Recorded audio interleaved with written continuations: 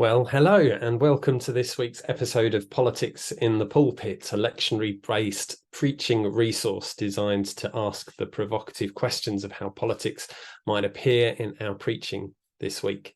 My name is Steve Tinning and I'm the Baptist Union's Public Issues Enabler, and as such I'm a member of the Joint Public Issues team.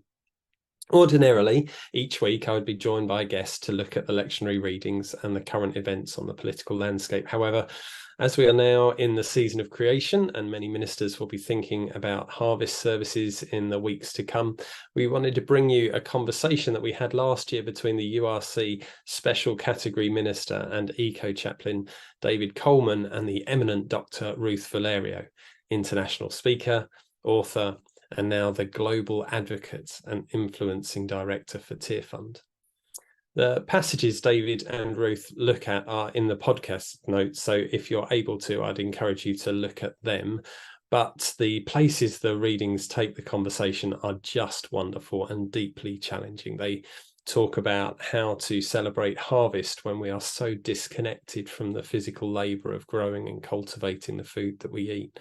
They talk about the difficulty of the language of stewardship and why preachers might want to avoid such language or even directly challenge it. They talk about what it is to be generous to those in need, not just giving the scraps from our table, but ensuring they eat as well as we do, which in the context of food banks, which have become so much of the focus of our harvest services in recent days, is deeply challenging. They talk about thankfulness and contentment in an era of consumerism and many other things. Anyway, whether you're tuning in for personal reflection or because you're a preacher and we'll be looking at creation and harvest in the coming weeks, I'm certain you will find it an inspiring and challenging resource. So over to David and Ruth. Hello and welcome to this special episode of Politics in the Pulpit, a lectionary-based preaching resource which starts from a question of if and how it's appropriate that regular preaching has a political dimension. For me, that's a bit like putting the question of whether it's appropriate that the sea should contain water, or indeed that the tendency in some churches to see creation as a theological construct rather than a wild and wonderful, diverse entity at whose mercy we live and whose friendship we need to cultivate. My name's David Coleman, and as a special category minister of the United Reformed Church, I'm Eco-Chaplain with Eco-Congregation Scotland. After a quarter of a century with local church ministry in Wales and Scotland and even England, I now work ecumenically with around 600 congregations, colleges and communities all over Scotland, from the borders up to Shetland. It's a role which has involved a great variety of pulpits, but just as often also the fascinating conversation which follows on afterwards. One of the most important aspects is giving permission and developing the confidence of local churches to venture beyond the old safe harbour of stewardship Christianity, where you turn to creation as a soft option, as if the place and purpose of human beings is completely in control, rather than a partnership with fellow creatures. As for being in control, the news we hear daily, I think, gives a rather different impression. I'm introducing this one-off episode as part of JPIT's Season of Creation resources to help you and your church mark the season of creation or harvest in your own services. Eco-Congregation Scotland also provides prayer, reflection and video material used on the lectionary throughout September as part of that global movement to show that there is nothing too holy to be green, least of all our prayer, worship, life and work as churches. The JPIT theme for this year is Just Desserts, resources to prompt reflection on justice issues around food, agriculture and the environment. And you can find out more on jpit.uk/creation/just desserts. This episode is going to become a conversation between myself and a really special guest, Dr. Ruth Valerio. Ruth is Global Advocacy and Influencing Director at Tearfund, and so much more than that. I'm going to sound a bit like the T's and C's on a radio advert just now. So, an environmentalist, theologian, and social activist.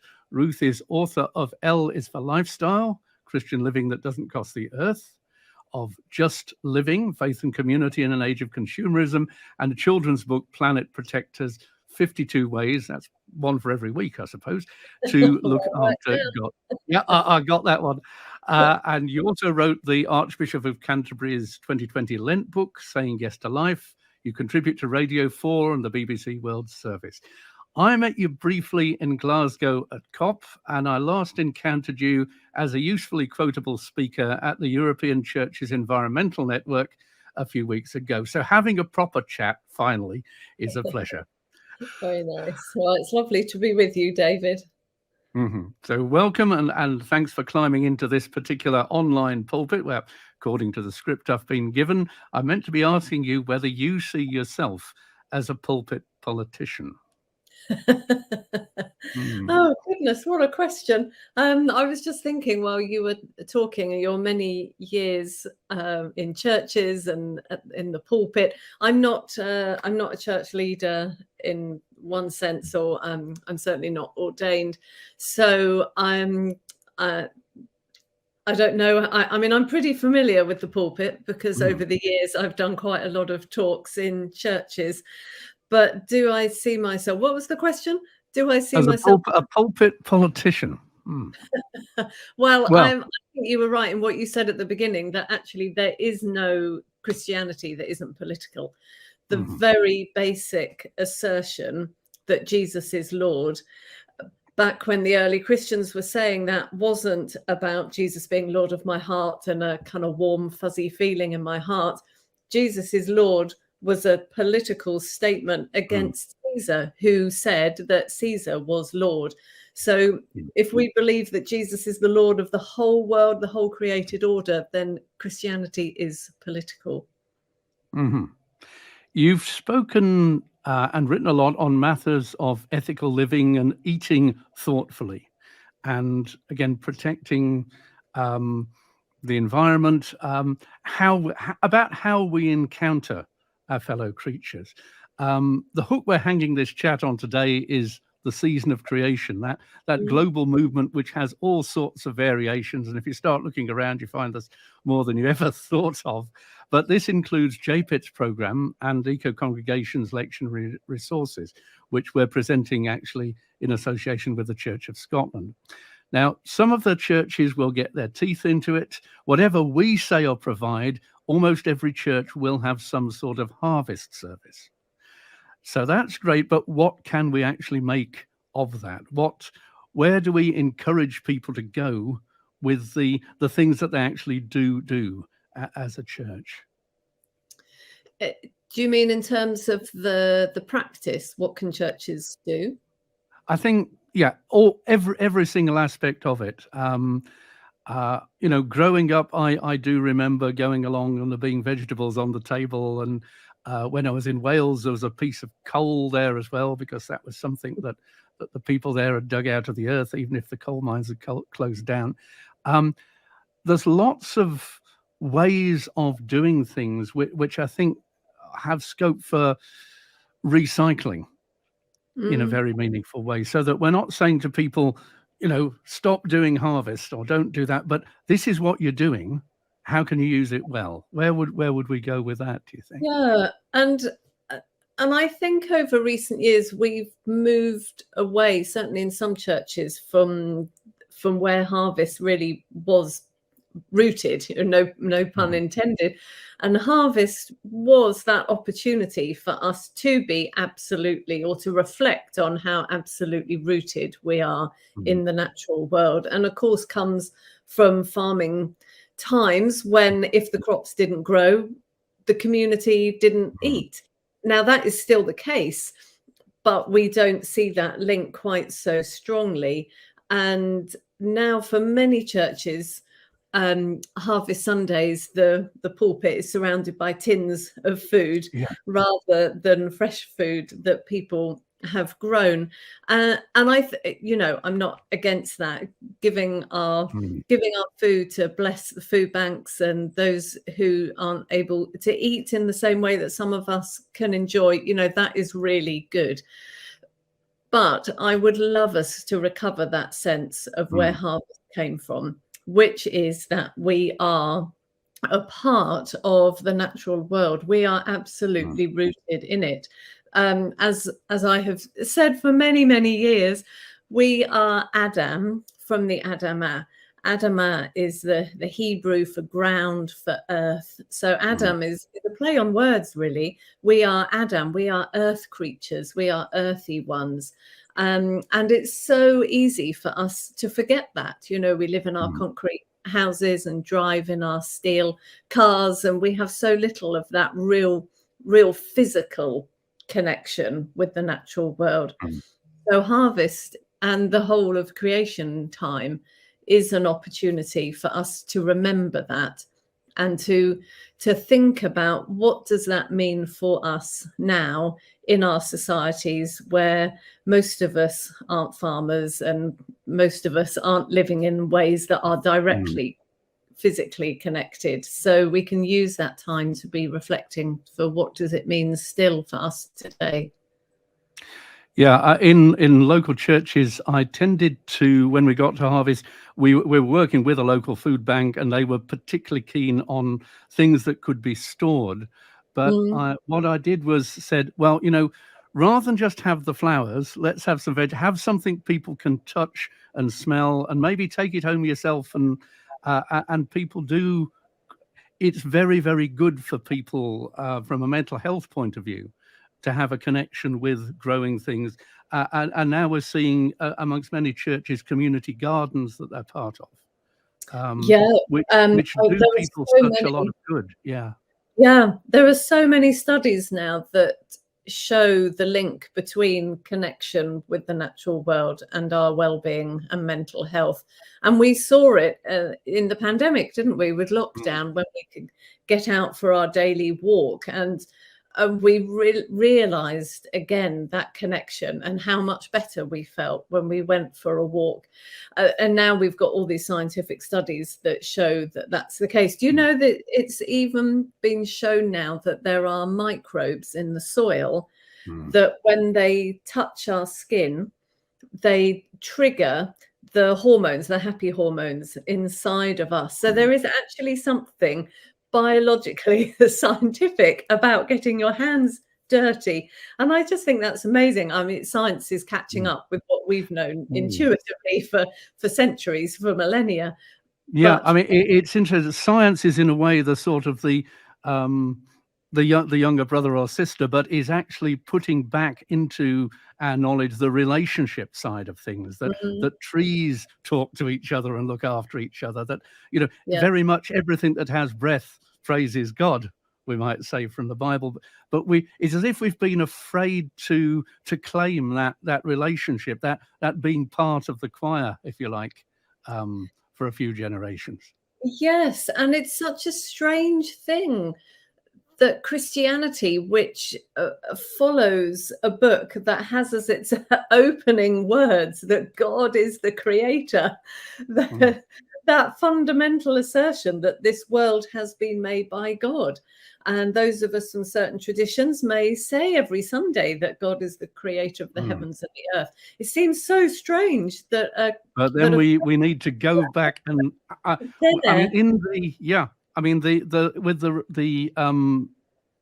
the passages we've got, I think we'll get to the Matthew in a little while, but over and over again, Jesus is referring us to observing and building up that relationship of learning from the creatures around us. And we see it in the Psalms as well. Some of those wonderful Psalms where we are just a part of the created order. And I think you talked about the choir of creation. We take our place alongside the rest of creation in praising God. Now, that doesn't mean that there's no difference between us and the wider creation. And, we might touch on that. But still, I don't want to so overemphasize that difference. Yeah, that we then we can lean in another direction because we've had to lean in one for a few generations. We could go straight into Psalm 65, possibly. Yeah. And looking through this, I mean, I'm very struck how, in the way it's presented to us very often in English versions, it's as if the translators are working really hard to write out the participation of the earth, who, the earth does the work, and there's both the ground, the Adama, as you said, and there's Eretz, the land, and it's this great partnership which God leads, and which we're expected to celebrate. Looking at Psalm 65, all flesh shall come. It's not, we're not on our own in that. We are part of the whole wonderful creation and sustaining. You are the hope of the ends of the earth. It doesn't just mean the people who live there. Yes, and it's such a beautiful reminder of how much God is still involved with this world and loves it, and how valuable it is to God. So it's not, the sort of the great blind watchmaker. It's not that he's created the world and then set it off and gone off and to do something different. This psalm affirms that God is involved all the way through. He cares for the land and waters it. The streams. It isn't, and it is, when God visits the earth, it's purposeful visiting. It's like an elder would come to visit you, or someone that, and you water it. There's something of overflowing in there. There's this enthusiasm in that writing, which is not just ticking a box. It's something to celebrate. I think it's summed up in the word abundance. Verse 9, abundantly, and verse 11, abundance and bounty, and that again a reminder that we worship a creator God who is a generous God. I sometimes think, God could have created a world that was all grey. And we just ate off a grey wafer that hung from a tree. But God didn't. God created an incredible, diverse world. And in Genesis, it talks about teeming with life. Yeah. And so we have that beautiful picture here. But it does remind us that this is how the world was created to be. And these themes of abundance and generosity and teeming and overflowing are part of how the world worships God and gives worship to God. And so therefore, when that isn't happening, when the fields aren't watered, and when the streams are running dry and so on, then the world is not worshipping God, and we are responsible for that. Yeah, the climate crisis is a crisis of all creation as it would be seen from the Old Testament perspective. That from the point of view of the writers living on earth, looking up at the skies, it all makes sense, and everything that they would see is under threat and out of balance now. But again, to take some encouragement, the hills gird themselves with joy, the meadows clothe themselves, the valleys deck themselves. We're not on our own, and there should be some joy in finding community with the earth. I think I'd finally say about versions of Psalm 65, if we could just avoid that pronoun it, because whatever is it, you can look down at. It might be them or he or she or whatever, but make it a bit more personal, like the people around you in your church, if you like. And just extend that. And that actually is why I don't like the language of stewardship for taking care of the world, because you steward things that are inert. You steward money or wine. I don't steward my friends or my children because they're living beings, and I think it does a real disservice to this amazing fecund world that God has created to say that we steward it. I think people they got very worried about when they read dominion as domination, And I've even Yeah. had somebody interview me once, and they just said domination. It's not trampling things down and wiping them out. It's taking responsible care, and necessarily, thinking of what Pope Francis has put in, because he's recycled Saint Francis, reminding us the earth governs us as well as that we have a role of care. Yeah. We could go back a wee bit to Deuteronomy 26, which has so many. Again, it's got Adama, it's got the participation of the earth, but it's also got an awful lot of justice things going on in there about if you do have a harvest, then you need to be completely mindful of those who don't, and also perhaps your own unity with those who don't. And looking through what I really like there in verse 3, not only does the priest not do the job, it's the people who bring the stuff who do the job, but you declare, you say it aloud, you let it be seen. This is not something that happens behind closed doors in a cupboard somewhere, that you celebrate that God has been faithful.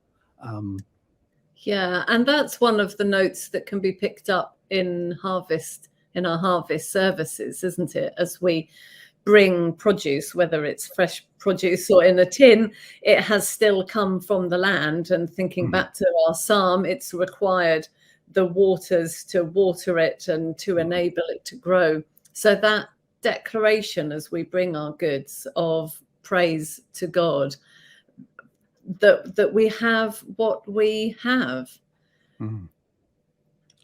I mean, it's also touching on something which was very prominent at the COP conference, the idea of, again, the ancestral and maybe indigenous rights of some peoples to look after, to be one with the productive land. That obviously it's very controversial and you have to go very carefully with this. We have been given the land, therefore, especially where others are excluded. But the idea that it is what it is to be a person, to be a nation, to have that connection, and they look then back at going down to Egypt. Again, looking at the translation is a bit weak, talking about being wandering. It's not just wandering, it's being about to perish. It's being a refugee in desperate circumstances. Refugees, isn't it? Yeah, for sure. And you're right, we do have to tread carefully with this passage because it does have the undertones of the indigenous people who were there before, and everything that we see from the other narratives that surround it. And I know this wouldn't be for this service, but I would love us as Christians in our preaching maybe to feel more confident, actually, to draw some of that out, because it does have parallels with situations that we find today. And I think there are things that we can learn from it. I often look back, or not often, I look back to the rape of Dinah and to how her brothers, Jacob's sons, dealt with that. And up until that point, the people, Jacob and Israel and Esau, had been living peacefully and being the blessing of Genesis 12. And I wonder, had his sons, her brothers, acted differently, would the whole of the Old Testament narrative be different? And you wouldn't have needed the conquest narratives and would have played out very differently. But I know that's not for today. Right. What I do want to pull out, though, is I think this lectionary reading finishes officially at verse 11. Yes, it's very interesting stuff. Because I would want it to move on to verse 12 at least, because in verse 12 where it picks up on verse 11 but expands it so that the tenth that is given goes not only to the Levite and the foreigner, but also to the fatherless and the widow, so that they may eat in your towns and be satisfied. And be satisfied. Then it's not just concessionary. It's if you have the temerity to bring to God your harvest, then that goes with an obligation to see that people are not just basically surviving, but filled. Yeah, they're not just stuck in a B&B in survival mode somewhere, or stuck in some refugee camp. They are actually really well looked after. The assumption is at the same level of the people who are living there. And it comes back again to our psalm and those notes of abundance and generosity. If we worship a generous God who loves us and has welcomed us and been generous to us, then that is what we need to extend to others as well. So that Deuteronomy passage, as you said, really has a strong justice theme that runs through it. That as well, it really challenges the complacency. We've had a great harvest because it says also you were. Therefore, we are the same people as the refugees, as those in need. Yes, and it brings us to a place of humility, doesn't it? That I'm not in a privileged position because of my own amazingness. You know, I am privileged. I fully recognize that, but that is something to be recognized and used then to help others out of humility, not out of thinking it's all from my own. But that humility is itself rewarding, I think, because you can exercise it without the fear that you're losing power. I mean, the thing about tyrants, that, as you say, that the New Testament in particular is such a protest against tyranny, is that they're always afraid of being toppled, the mighty falling from their thrones, if you like. Yeah, ultimately, because what we have comes from God. We've got in the epistle slot 1 Timothy, which I've come across an awful lot at funerals. And again, looking at it in this particular way, I'm certainly reminded that funerals are where we actually reach out in need, because we recognize as a crisis, be it in the life of a family, but now, of course, we've got the crisis globally. And there's this phrase, you know, we brought nothing into the world so that we can take nothing out of it. It's the circular economy there, and much more that we could develop from that. This passage is such a challenging one for us. It is for me. I'm gonna, put that right up there. I am a child of the consumer age, and I suspect everybody watching this in one way or another, it is a child of the consumer age. We are brought up to love money and to want things and to think that that is what will bring contentment. And this passage is such a challenge to that actually contentment doesn't come from having lots of things. It comes from having enough. And I've done quite a lot of writing and thinking around consumerism. In fact, my PhD was on consumerism.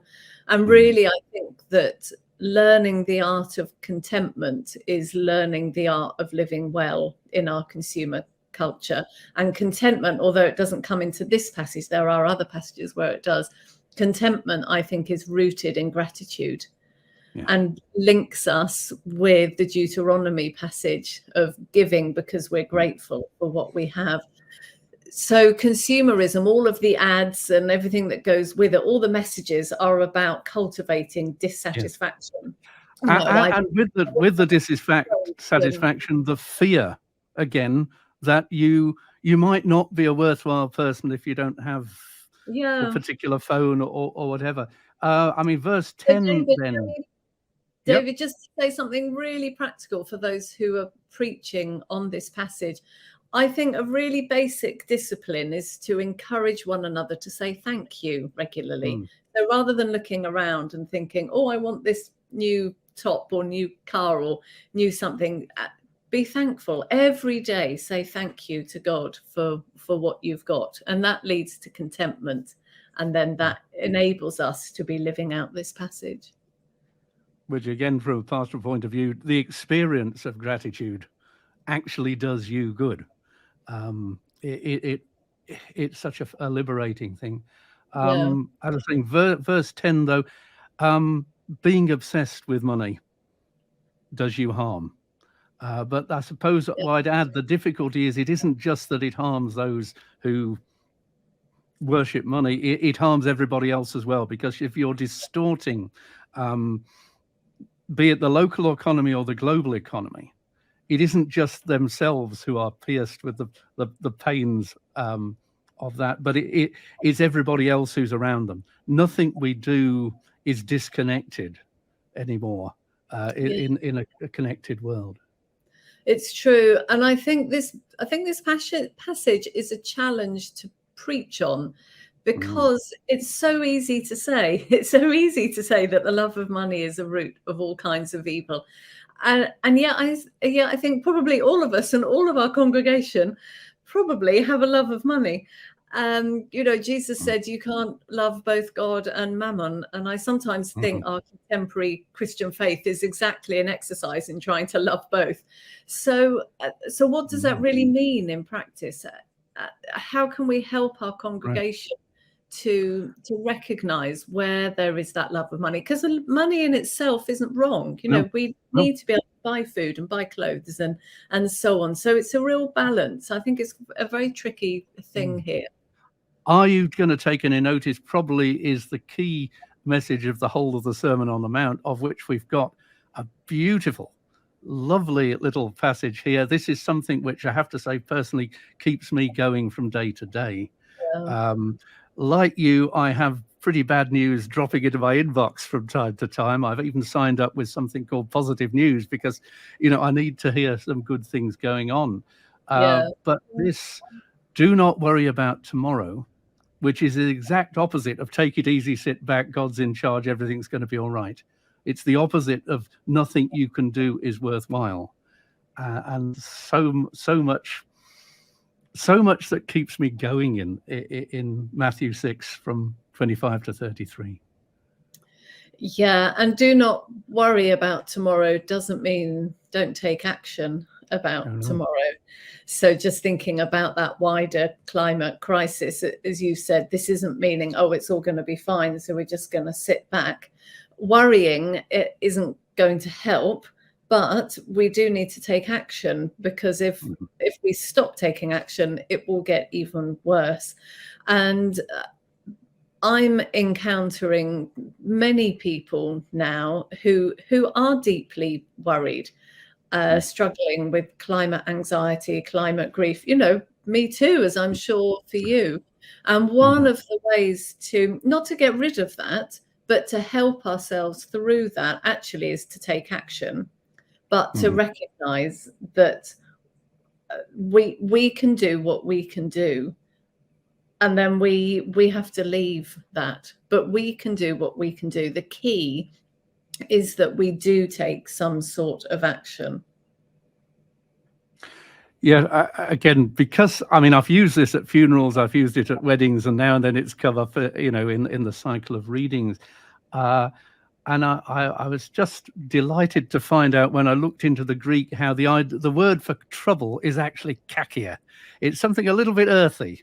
You're up to your eyes in this kakia today. Get on and do something about it, because otherwise I think despair, if you're reading this as the loving warnings of Jesus, despair becomes a choice rather than something you're forced into. You need that support to assert that, but yeah. And there is still hope that we can hold on to, because we don't know, and we don't know what the future is. We may take no action at all, or we may take action. But there is hope, and I encounter hope through my work with Tearfund, which enables me to be hearing about communities all over the world that are taking action and are are not just wallowing, but they are standing up and they're taking action, from Malawi to Brazil to Nigeria to Sri Lanka. I could give you story after story of communities, of churches that are engaging and that are making a really significant difference in their local communities, and sometimes at a political level too. David, I wonder if I could read a poem out to you that Go ahead. That resonates so much with what we see here in Matthew, and with that sense of worry and not worrying about tomorrow, but understanding what it means to not worry, and picking up on the despair word as well. It's a poem by someone called Wendell Berry, who I'm sure you will have heard of, and he's a Way wonderful back, yeah. a farmer and poet and essayist from Kentucky in the States. And he wrote a beautiful poem called The Peace of Wild Things that I think links together so much of what we've been talking about, that connection and despair and hope and worry and so much. So let me read it to you. Okay. When despair for the world grows in me, and I wake in the night at the least sound, in fear of what my life and my children's lives may be, I go and lie down where the wood drake rests in his beauty on the water, and the great heron feeds. I come into the peace of wild things, who do not tax their lives with forethought of grief. I come into the presence of still water, and I feel above me the day-blind stars waiting with their light. For a time I rest in the grace of the world and am free.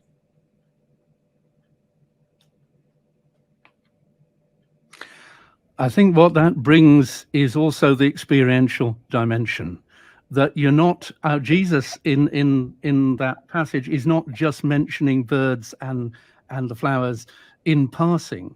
He's talking to people who know what birds are and know who the flowers are, and don't just talk about them, get to know them. And that also does us so much good. I think something we've come to in Eco Congregation Scotland is also getting away from the idea we're just going to snap our fingers and sort it out and that'll be that. That we are, like the poor will always be with you, the climate problems will be with us for the rest of our lives. So we do need a spirituality which sustains us through that. And again, I suppose that's what the sheer value of the church can be, a people of hope beyond hope. Yeah. And I'm doing quite a bit of thinking now, actually, and sort of talking and communicating around how we keep acting with resilience and with hope. We are in a crisis. There's no point saying that we're not, but we can't just throw up our hands and say we're not going to do anything about it, or bury our heads in the sand, or curl up under the duvet for the rest of our lives. We have to keep taking action. So I'm doing quite a bit of thinking and writing now and speaking around the tools that we need to help us keep taking that resilient and hope-filled action. I think I found both listening to the indigenous groups who came to COP, and also I think hearing stuff from liberation movements who, again, maybe weren't going to overthrow the injustice that they were oppressed by, but they were able to say hallelujah anyway, in quite a defiant way sometimes. Maybe I'd say go for Hosanna anyway, God help us, which for the way we do Easter, Hosanna is a joyful shout, but it's also a cry for help. And it's recognizing theologically the role of the Holy Spirit, who is that first fruits and the guarantee of what is to come. We know we're not going to see it now, but the Holy Spirit helps us keep going and to keep working towards that time. That reminds me of when people said, I've just done the little bit that I can do. What's that going to do? But, churches tend to think prayer is a good thing. And if you're Action for Justice, your community garden, your bug hotels, your bird feeders on the church notice board, if those things are seen not just as like prayer, but as prayer, then by the power of the Spirit, they're offered to God from your own heart. Well, they're all acts of worship, aren't they? And all of that is reliant on grace. We're not buying our way to a better world. We're offering what we can, bringing it to God, hearing, certainly in the passage we've got here, that if you think God is creator, God is also concerned with justice. And that's something to celebrate in itself. Absolutely. David, I'm quite aware of the time. I think we've got to the end of the time available. Anything else you'd say to end with? No, I'm fine. I'm happy to leave it at that point. Okay, the poem was The Peace of Wild Things by Wendell Berry. Yeah. And again, a reminder to people to look at the JPIT website and also Eco-Congregation Scotland, many other places under that headline of Season of Creation. Yeah, and to look at my books as well if they want more resources. Yeah. Can easily just find me. I've got a website with various things on. Okay. Well, have a wonderful time at Harvest. Be uplifted and blessed, and be a blessing to the world in what you're doing. Thank you.